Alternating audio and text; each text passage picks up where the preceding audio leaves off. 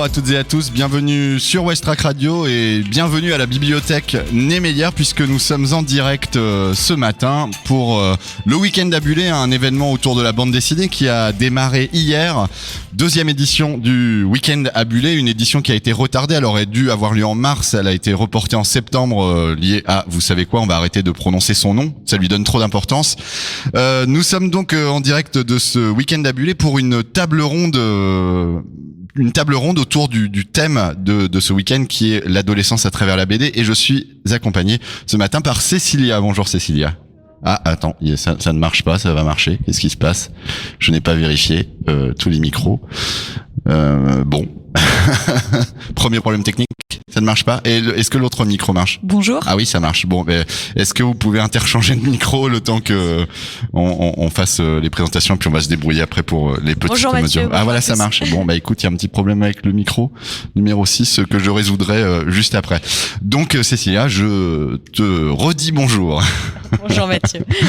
Donc on va parler du thème de cette table ronde précisément un petit peu plus après, mais avant on va présenter nos invités qui sont là ce matin justement pour parler avec nous de ce thème et on va commencer par accueillir Claire Fauvel qui est scénariste et illustratrice de bande dessinée. Une adaptation de La Guerre de Catherine qui a reçu plusieurs prix parmi lesquels un Fauve Jeunesse à Angoulême en 2018. Fulan Devi, Reine des bandits, retrace l'histoire d'une indienne au destin incroyable. Son dernier album, La Nuit et Mon Royaume, fraîchement paru en février 2020, met en scène l'émancipation d'une jeune femme par la musique. Bonjour Claire. Bonjour. Pour ce week-end à Bullé, vous vous êtes entouré d'auteurs dont vous partagez les univers et dont vous admirez le travail. Ils sont donc présents à nos côtés ce matin. On rencontre, pour cette rencontre, Mathilde Payen, illustratrice et fondatrice de la maison de micro-édition Tétra. Bonjour. On accueille aussi Elisabeth Olville, auteure de L'été fantôme, qui prépare actuellement un album jeunesse avec les éditions de l'Agrume. Bonjour. Et Thomas Gilbert, auteur de très nombreux albums pour petits et grands, notamment Les Filles de Salem, Björn le Morphir nordique, Sauvage ou La sagesse des pierres. Bonjour à tous. Eh bien, Cécilia, je te laisse nous parler un peu de cette table ronde et des thèmes que nous allons avoir à aborder dans cette heure. Oui, alors pourquoi le choix de ce thème, les ados dans la BD? Je vais faire une courte introduction pour situer un peu le sujet. Il faut dire qu'il a fallu attendre assez longtemps pour que la BD franco-belge s'intéresse à la figure de l'adolescent, contrairement à ce qu'on peut voir par exemple au Japon, où l'édition de manga est à la fois très clivée et très diversifiée, de manière qu'elle propose des mangas sur des sujets très précis à des publics très spécifiques. Donc notamment les ados filles, les ados garçons, et avec plein de spécificité. Au contraire, la BD franco-belge d'après-guerre s'est longtemps revendiquée tout public, comme on disait à l'époque, de 7 à 77 ans. Et Tintin est exemplaire de cet état d'esprit, puisqu'il a beau avoir les traits d'un jeune homme, il n'en a en fait aucune attitude, aucun état d'âme. En fait, Tintin n'a pas d'âge. Par la suite, à partir de la fin des années 60 et surtout dans les années 80, la BD franco-belge s'est plus exclusivement tournée vers un public adulte, avec les revues cultes que l'on connaît, Pilote, Harakiri, Charlie. Mais évidemment, quelques figures adolescentes ont fait exception. On peut citer par exemple le Grand Duduche de Cabu ou Agrippine de Claire Bretéché. Mais globalement, ce n'est qu'à l'aube du XXIe siècle que s'est développé un corpus de BD traitant de l'adolescence et s'adressant parfois exclusivement aux ados, mais souvent en fait à un public à la fois ado et adulte. Je pense par exemple à la trilogie de Vanida que nos invités connaissent certainement, Celle que je ne suis pas, Celle que je voudrais être et Celle que je suis, qui d'ailleurs s'inspire beaucoup de l'univers manga.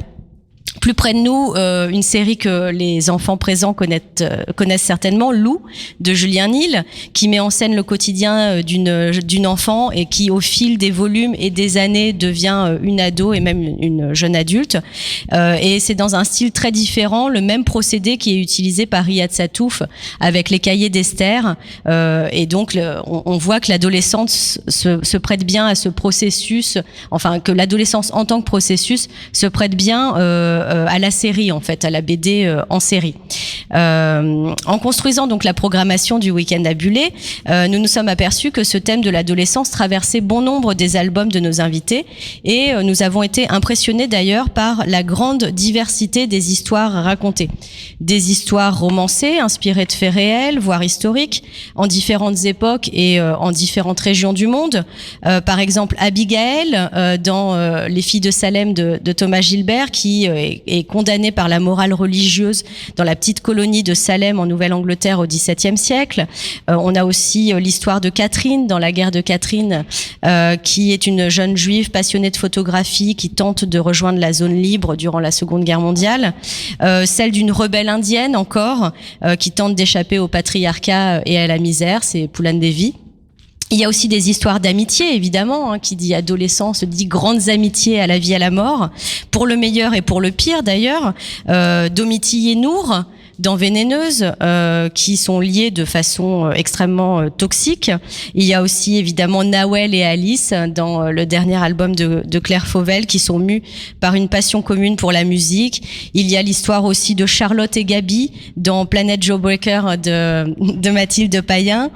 Certains récits ont un caractère initiatique aussi, à l'instar de celui de Louison dans L'été fantôme d'Elisabeth Holville, un album qui est empreint de mystère et qui se déroule au cours d'un été aussi étrange que crucial pour cette jeune fille, un été pour passer de l'enfance à l'adolescence. C'est donc la grande variété de ces récits que nous allons aborder avec nos 4 invités. Et je précise que cette table ronde sera ponctuée d'extraits musicaux de titres qui ont marqué votre adolescence justement. Peut-être on peut commencer justement par un extrait musical avant de se mettre vraiment dans le thème et dans la première question. Alors qui a envie d'inaugurer peut-être honneur à Claire qui est celle qui a invité qui a réuni toutes ces personnes lors de ce week-end. Quel est votre choix, Claire, musical entre les titres que vous nous avez fournis? Elle se souvient plus. Ah d'accord, ok. Ah bah on a du Nirvana, du Placebo, du Radiohead ou du Offspring. Alors j'avoue, je crois que j'avais cité Placebo parce que les autres avaient cité des choix beaucoup trop intellectuels. D'accord. Bah merci pour eux. On écoute tout de suite Placebo avec Every You, Every Me.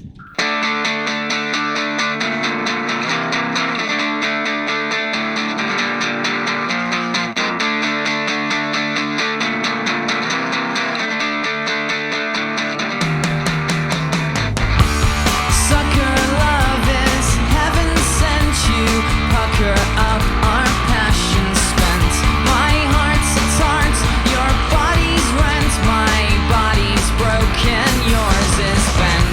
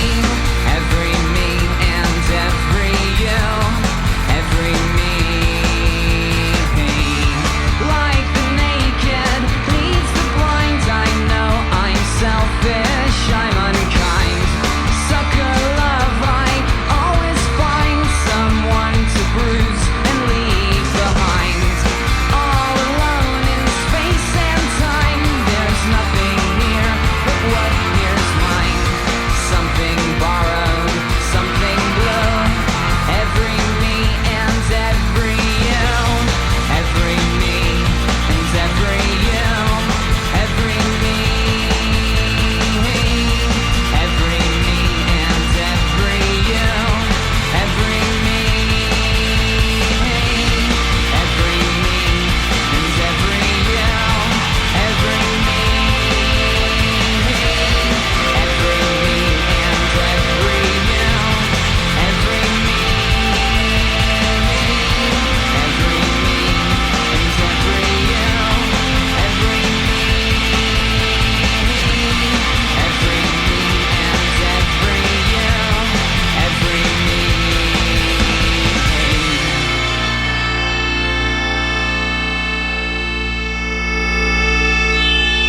Placebo avec Every You, Every Me, titre choix de Claire Fauvel pour illustrer la musique de son adolescence. On est toujours en direct de la bibliothèque Niemeyer dans le cadre du week-end à Bullé, un week-end tout autour de la BD qui a démarré hier, qui se terminera en fin d'après-midi. Il y a encore plein de choses au programme. Cécilia, on est réunis ici pour une table ronde avec des auteurs avec un point inclusif avec des E et des S et nous allons parler de l'adolescence. Et ben je te propose qu'on rentre tout de suite dans le vif du sujet en abordant le premier thème. Le vif du sujet, c'est pourquoi l'adolescence dans vos BD. On peut peut-être commencer avec Claire Fauvel. Claire, est-ce que l'adolescence dans vos BD, c'est lié à un questionnement personnel? Est-ce que ça correspond à une demande que les éditeurs ont repérée, que vous sentez chez le public? Voilà, pourquoi ces figures adolescentes? Non, c'est pas du tout une demande. Là, c'est vraiment un goût personnel et c'est vrai qu'on en parlait avec les autres dessinateurs. Moi, c'est vraiment une période que j'adore.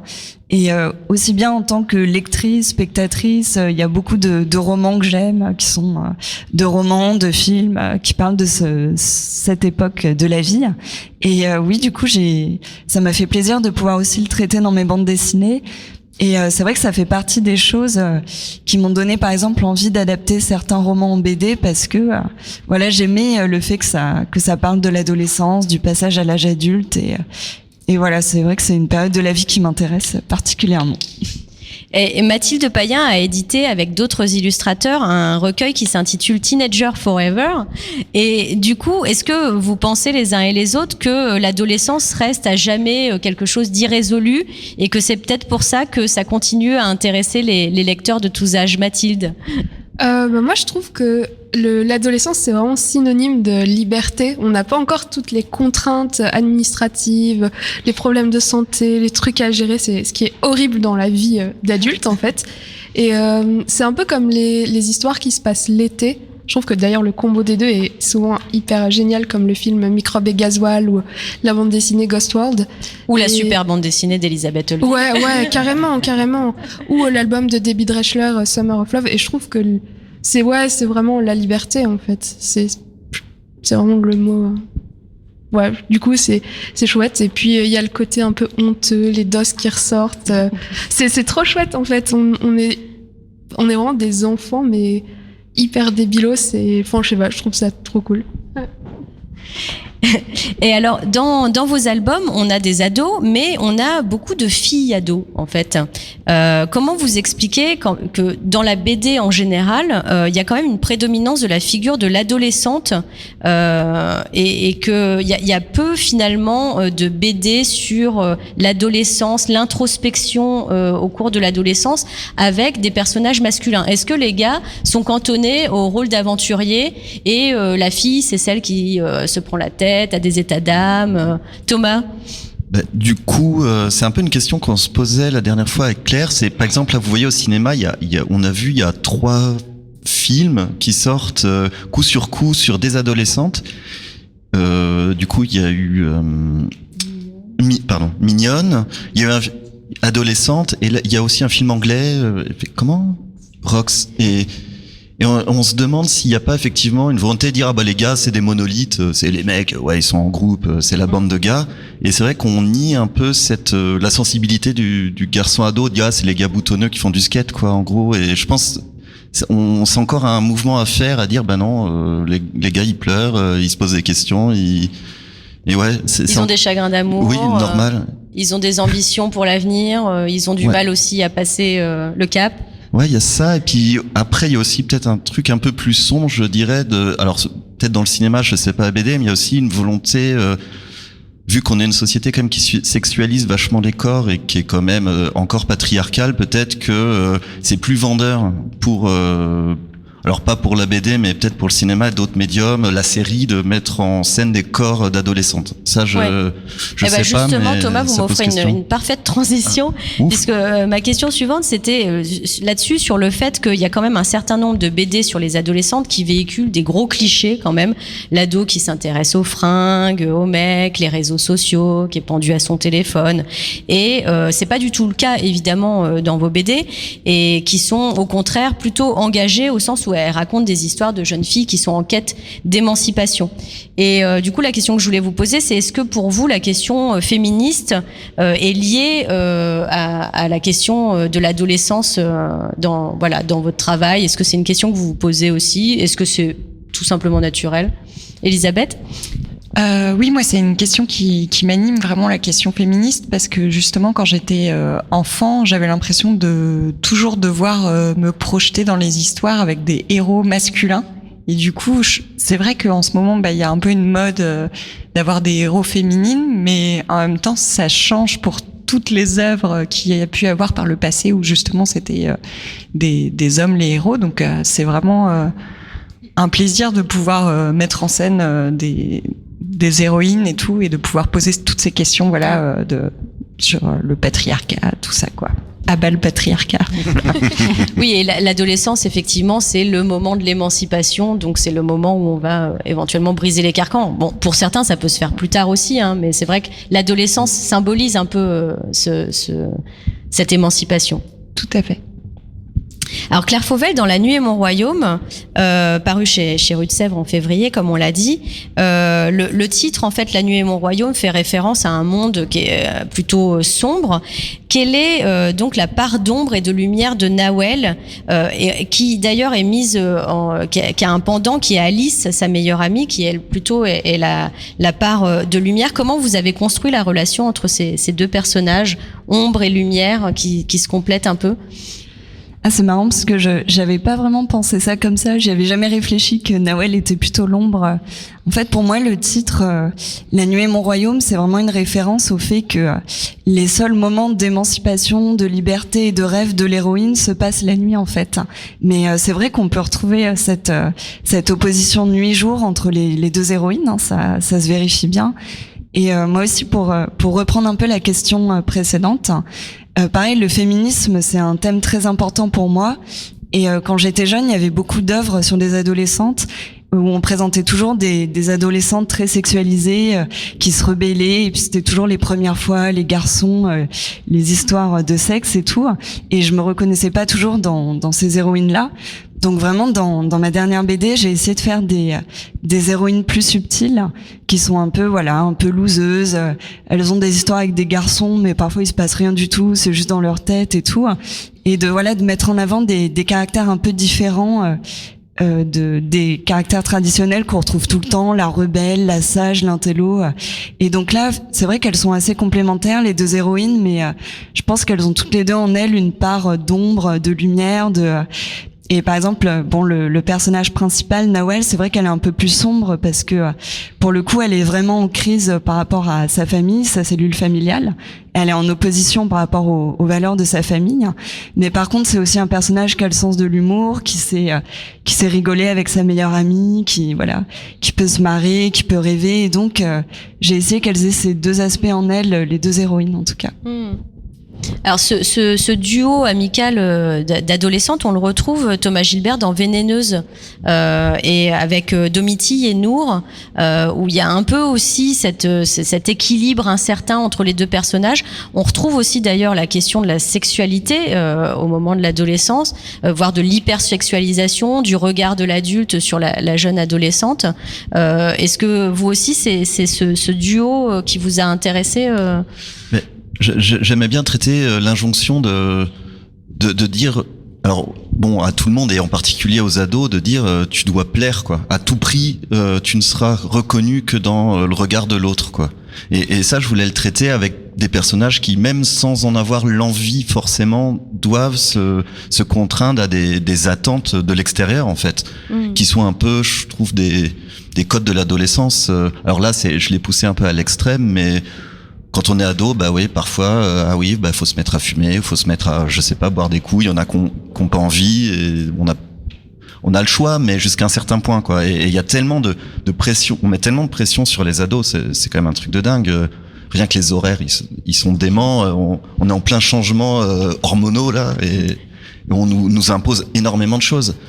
Alors qu'on passe d'un monde qui est fermé, qui est le monde familial, c'est vraiment un cercle ultra fermé, tous les codes sont là, et puis paf, on envoie ces personnes dans un monde complètement ouvert, hyper libre et c'est hyper dur de pas juste se dire ah là il y a une voix qui fait plaisir aux autres, je vais la prendre et puis je vais voir jusqu'où elle me mène quoi.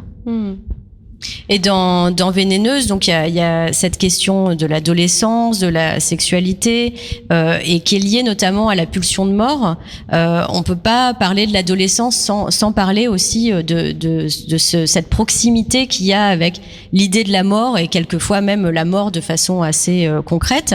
C'est un thème qu'on trouve de façon très subtile dans votre album Elisabeth Olville, L'été fantôme. Comment justement vous avez articulé cette question de l'adolescence avec celle de la mort qui se matérialise, on peut le dire sans trop spoiler, par la rencontre avec un fantôme? Bah, c'est vrai que comme c'est une période où on a le corps qui change, en fait, c'est le moment où on se reconnaît plus en fait dans ce nouveau corps et où on est confronté au fait que du coup on passe de petite fille à femme, donc voilà un corps sexualisé. Et on sait aussi qu'on deviendra un jour une vieille femme. Et donc, du coup, c'est hyper bizarre, en fait, le moment, justement, où on est ado, parce qu'on sait que, voilà, c'est le début, mais que, quelque part, notre corps contient déjà, en fait, la vieille femme du futur. Donc, du coup, c'est assez, ça déclenche plein de questionnements, effectivement, reliés à toutes les questions, voilà, de cette enveloppe éphémère, comme ça, qu'on habite, mais qui, quelque part, qu'on peut pas contrôler, quoi. Donc c'est ça que j'avais envie de montrer avec L'été fantôme, quoi. Avant de continuer sur ce thème, mort, musique, adolescence, le lien est tout fait. On va écouter Nirvana. C'est le choix de qui, Nirvana? C'est mon choix. Eh ben très bien. On va écouter Come As You Are et on continuera sur ce thème juste après.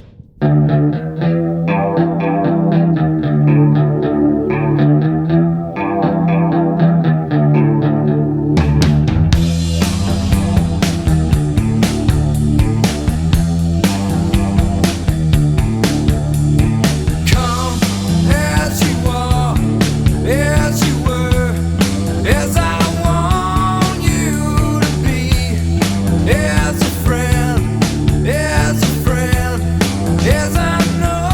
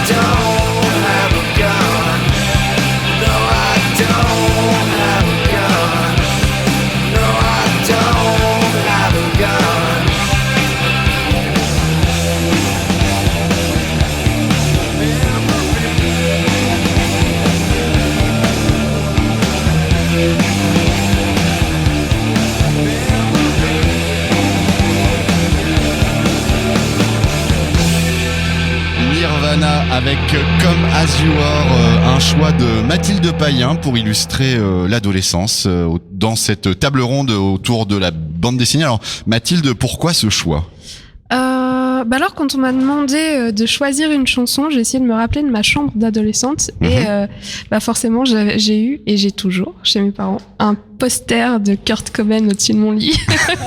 Donc voilà, j'ai choisi ça. Et c'est aussi la première chanson qu'on apprend quand on essaye de faire de la guitare. C'est vrai. Voilà, donc c'est la base pour toutes les générations à venir. Merci beaucoup Mathilde. Cécilia, je te redonne la parole. Justement, une question pour Mathilde. Donc Mathilde, vous avez créé une maison d'édition, Tétra, et vous avez un univers visuel qui est particulier pour deux raisons. C'est la technique que vous utilisez, qui est la gravure sur support Tetra Pak, mais en dehors de ça, il y a quand même un univers visuel qui est plutôt lié peut-être à des influences underground, vous nous en direz peut-être plus tard, mais qui globalement, je dirais, est un peu trash quand même. D'ailleurs, quand on a installé l'exposition, on a installé certaines de vos gravures plutôt au premier étage, c'est-à-dire à l'étage adulte. Et est-ce que ce côté trash, ça correspond pour vous à un ressenti vis-à-vis de ce moment de l'adolescence, justement ? Alors en fait, c'est assez rigolo parce que j'ai vraiment pas l'impression d'être trash. Mais ça me fait rire et ça me fait plaisir en même temps. Et ouais, c'est assez... je sais pas, en fait, dans mes gravures, du coup, je fais des gravures, du coup, ce qu'on pourrait appeler des illustrations, des images uniques et aussi de la bande dessinée. Et c'est vrai que globalement, j'aime bien insérer de la pop culture dans mes gravures ou dans mes histoires parce que je trouve que c'est un peu une main tendue au public. Et je sais pas, par exemple, on peut retrouver Denver, le dernier dinosaure, dans une de... Quelqu'un veut chanter dans une de mes gravures. Mais du coup, je sais pas ce que t'as vu. Des têtes coupées, des pendus, des zombies. Ah oui, bon, alors ça, trois oui, fois rien. Hein. Oui. En fait, oui. Du coup, je me souviens. Oui, je suis hyper fan de films d'horreur depuis l'adolescence. Ouais. Du coup, c'est pour ça. Oui, les zombies.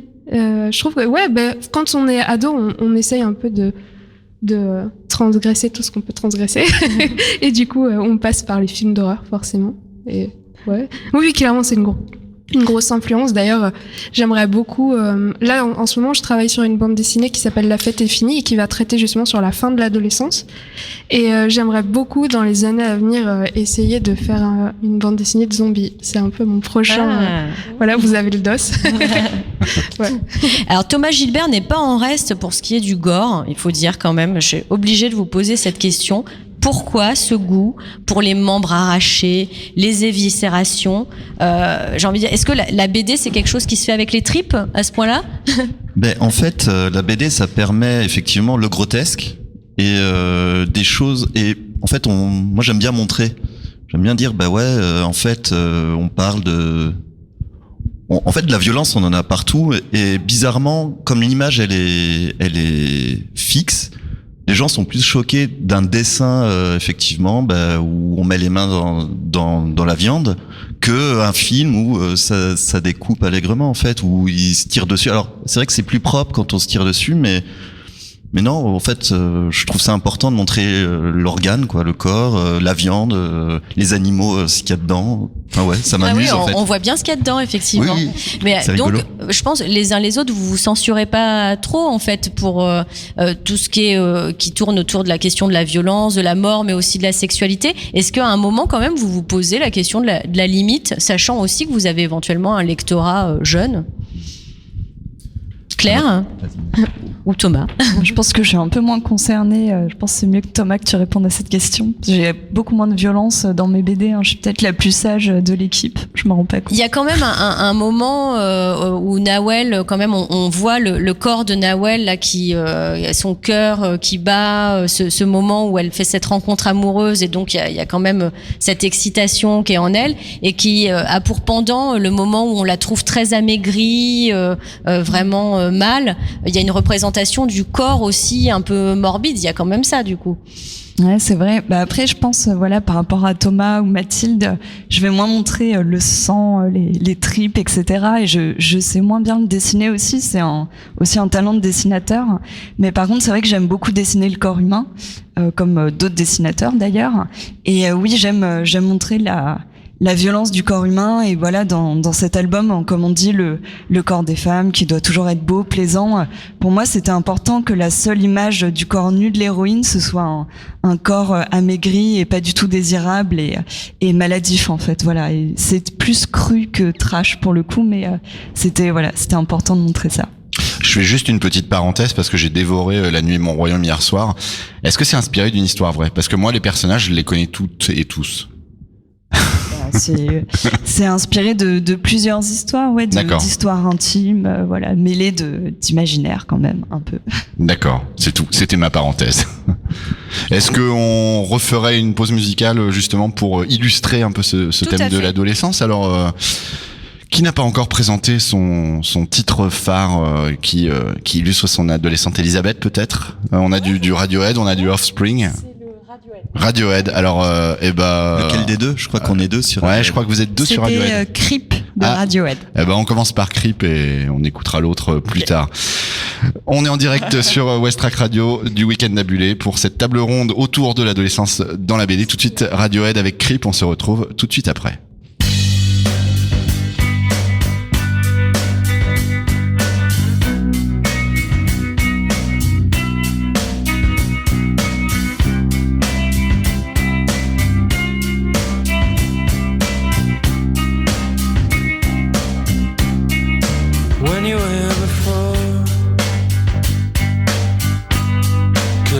You in the eye, you're just like an angel. Your skin makes me cry. You float like a feather in a beautiful world. I wish I was special. So fucking special, but I'm a creep. I'm a widow. What the hell am I doing here? I don't belong here. I don't care for you. I wanna have control. I want a perfect body. I want a perfect soul. I want you to notice when I'm not around.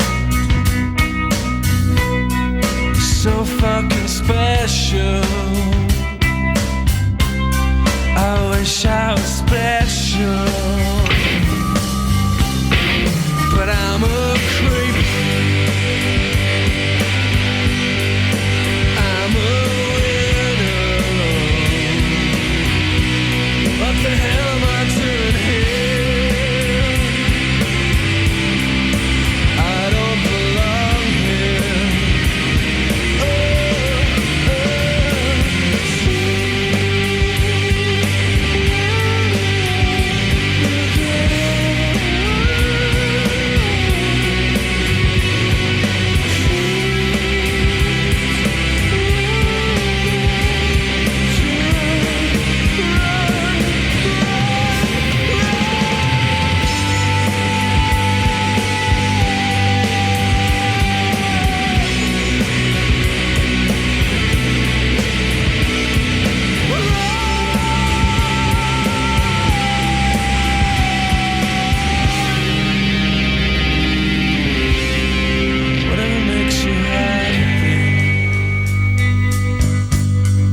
Whatever you want, you're so fucking special. I wish I was special, but I'm a creep. I'm a widow. What the hell am I doing here? I don't belong here.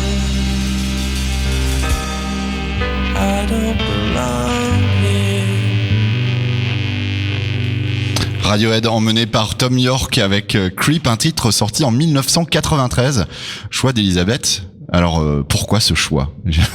Bah, en fait, ouais, pour moi, ça symbolise bien l'adolescence et le truc où t'es mal dans ta peau et donc et surtout ce qui m'a fait rigoler, en fait, c'est que quand j'ai cherché le lien de la vidéo sur YouTube, il y avait un commentaire dessous d'un type qui disait ouais, j'écoutais cette chanson quand j'avais 15 ans, que j'étais trop mal dans ma peau et tout. Aujourd'hui, j'ai 25 ans, je suis mariée à la femme de mes rêves et j'aimerais pouvoir dire à l'adolescent que j'étais genre ça va aller pour toi et tout, genre t'inquiète pas. Et du coup ça m'a fait trop rigoler quand je me suis vraiment revue aussi ado. Voilà, vraiment le bas d'adolescent, quoi. Pour moi c'est cette chanson. Donc c'est Radiohead. Voilà, moi je ça. transmettrai le message à Tom York. Voilà, que tu connais bien. Bien sûr, bien évidemment. Cécilia, Alors on Mathieu, continue. justement, t'avais l'impression, toi, de bien connaître d'identifier les personnages de La Nuit est mon royaume. Hein, c'était des personnages qui sont familiers, effectivement. Moi, je voulais savoir, vos démarches aux uns et aux autres sont pas vraiment documentaires. Je pense pas me tromper en disant ça, mais comment vous faites quand même pour qu'il y ait que ce soit vraisemblable. Par exemple, le parler ado. Est-ce que vous observez les ados? Est-ce que je pense à Riyad Satouf, hein, par exemple, qui pour les cahiers d'Esther est en lien régulier avec cette jeune fille. Voilà, comment vous enquêtez sur les ados? Alors vous êtes jeune, mais vous n'êtes plus des ados. Et voilà. Comment? Je vois Thomas qui dodeline de la tête. Thomas? Tu te considères encore comme un adolescent? Non, bien sûr que non. Enfin, je fais de la BD, donc oui, en fait, on reste tout le temps adolescent. En fait, je crois que c'est aussi par rapport à l'ado ou autre, c'est la BD, c'est enfin en tant que créateur et créatrice, je pense, je sais pas pour vous, mais on emmagasine à tous les instants, en fait du matériau de travail. La vie, c'est un matériau de travail pour nous, donc déjà notre mémoire. Moi, j'ai une assez bonne mémoire, donc j'ai vraiment plein de souvenirs et visuels et de souvenirs de cette période. Et puis en fait, dès que les gens me parlent, dès que je suis dans la rue, j'observe, et tout ça, c'est du matériau de base pour faire ce mélange et essayer d'être le plus juste possible. Tout en sachant que je suis dans la fiction, mais en fait, ouais, le monde est un matériel de base pour nous, donc c'est assez aisé, quoi. Enfin, je pense, je sais pas. Claire, est-ce que vous fonctionnez de la même manière? Est-ce qu'il y a des scènes, quelquefois, auxquelles vous assistez dans la vie de tous les jours et que vous reprenez dans des BD? Bah oui, c'est vrai, comme Thomas, on enregistre en permanence un peu tout ce qu'on voit, tout ce qu'on entend. Mais après, c'est vrai que sur la question du parler, pour moi, ça a été une question très difficile. Et en fait, sur chaque BD que je fais, j'ai toujours cette interrogation. Même quand je fais une BD historique, est-ce qu'il faut qu'ils parlent comme au 19e siècle? Quand je fais une BD avec des ados, est-ce qu'il faut qu'ils parlent vraiment comme des ados avec des gros mots à chaque phrase et tout? Et en fait, je trouve qu'on est quand même dans un médium littéraire où c'est vraiment une question importante et on n'est pas obligé d'être forcément hyper juste. Il y a plusieurs partis pris et par exemple Riyad Satouf, c'est vrai que lui il a vraiment le dialogue des adolescents dans ses BD, mais moi par exemple je cherche pas particulièrement à faire ça. Elles ont pas vraiment le dialogue des adolescentes d'aujourd'hui, elles sont quand même un petit peu moins grossières et j'utilise des expressions aussi qui sont un petit peu moins datées, quoi. Enfin voilà, que je pensais. Mais c'est un travail hyper dur et à chaque album, je me pose cette question des dialogues, comment les rendre oraux, spontanés, crédibles, mais quand même agréables à lire sur le plan littéraire, et c'est une question très difficile d'ailleurs. Mathilde et Elisabeth, dans vos BD, il y a un côté cinématographique peut-être qui est très marqué. Est-ce que c'est lié à des influences anglo-saxonnes, à du cinéma de genre? Je pense aux albums de Mathilde, mais L'été fantôme, c'est très cinématographique aussi. Elisabeth, comment s'est née cette histoire, cette fantasmagorie de L'été fantôme? Oui, c'est vrai que le cinéma, moi, c'est une énorme influence pour moi, du coup, beaucoup plus que la BD, en fait. Donc, carrément, en fait, tout le cinéma de genre, en fait, les films de Cronenberg, tout ça, enfin, vraiment, c'est des grosses inspirations, et donc c'est pour ça que ça se retransmet de façon naturelle, en fait, dans mes BD, quoi. Et dans la façon dont vous organisez le récit. Voilà, ouais, avec des séquences un peu, ouais, ultra découpées qui font comme un peu un effet un peu d'animation, voilà, un petit cinéma du pauvre, quoi, voilà. Et Mathilde, est-ce que vous pouvez nous en dire plus sur vos influences? Oui, je pense que comme pour presque tous les auteurs de BD, comme on est souvent seul devant sa planche du matin au soir, c'est vrai qu'on s'entoure beaucoup de musique. Je me suis fait la réflexion, c'est vrai que dans nos albums, on parle beaucoup de musique.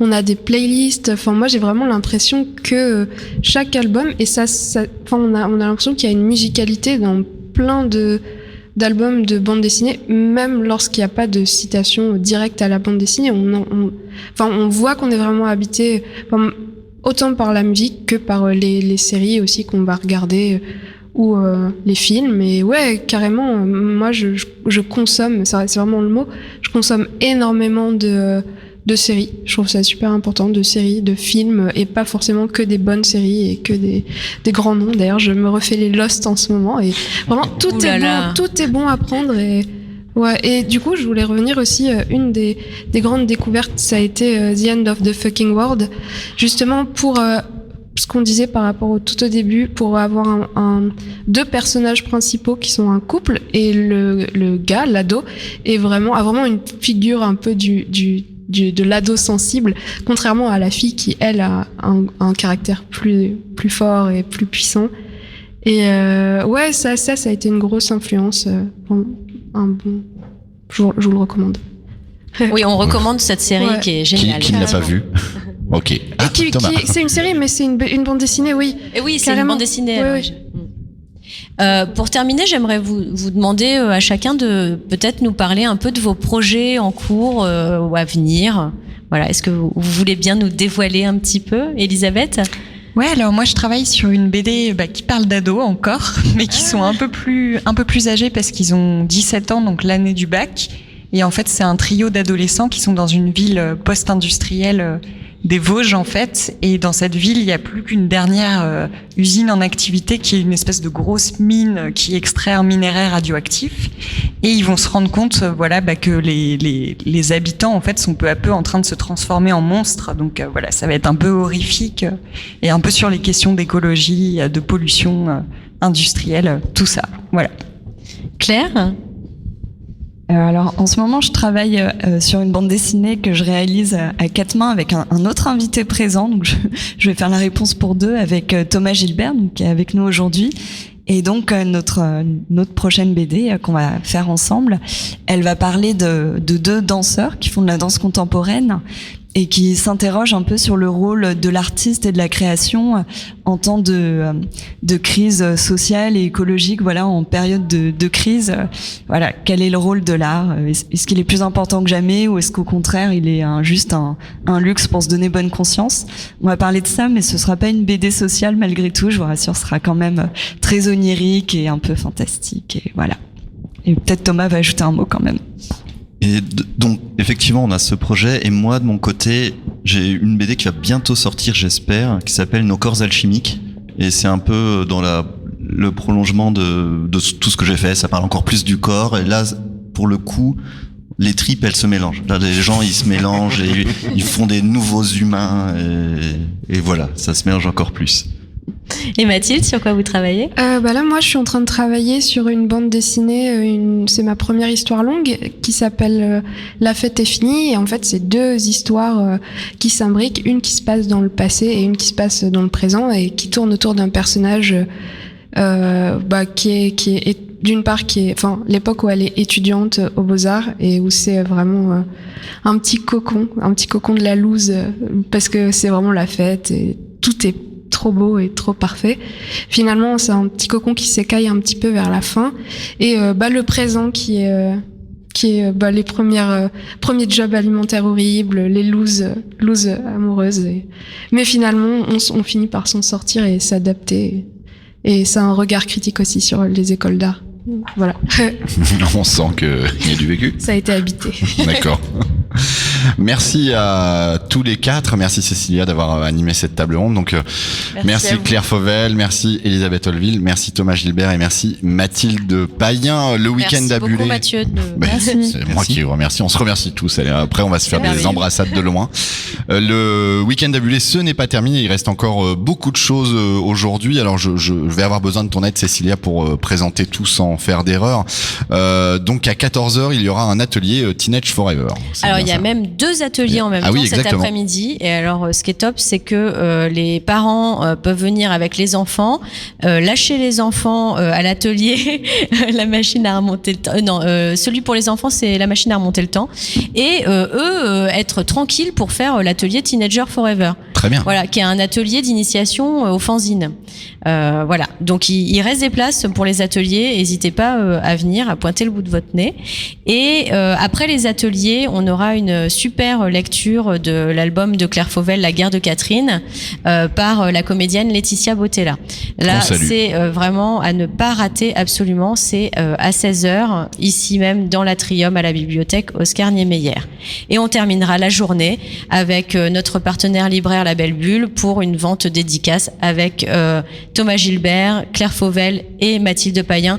Elisabeth Olville étant contrainte de filer, de retourner vers Strasbourg parce que le trajet est un peu long. Plus long, oui, tout à fait. Merci à toutes, merci à tous d'avoir participé à cette table ronde. Il nous reste encore un choix musical pour clôturer cette émission. Je crois que c'est le choix de Thomas et je crois que c'est encore Radiohead. Alors, comme on va rendre l'antenne, est-ce que tu peux dès à présent nous expliquer pourquoi tu as choisi ce titre? Parce que Idiothèque, bah oui, c'est l'album qui déesse et tu changes, t'es de l'autre côté, t'es plus un total ado, là tu deviens quelqu'un de sérieux et d'intellectuel. Très bien. Eh bien, je vous remercie beaucoup d'avoir suivi en tant qu'auditeur, auditrice cette émission, qui sera bien sûr disponible en podcast dans quelques instants. Et encore merci à tous pour la qualité de vos propos. On se quitte avec Idiothèque de Radiohead et on se dit à très très bientôt.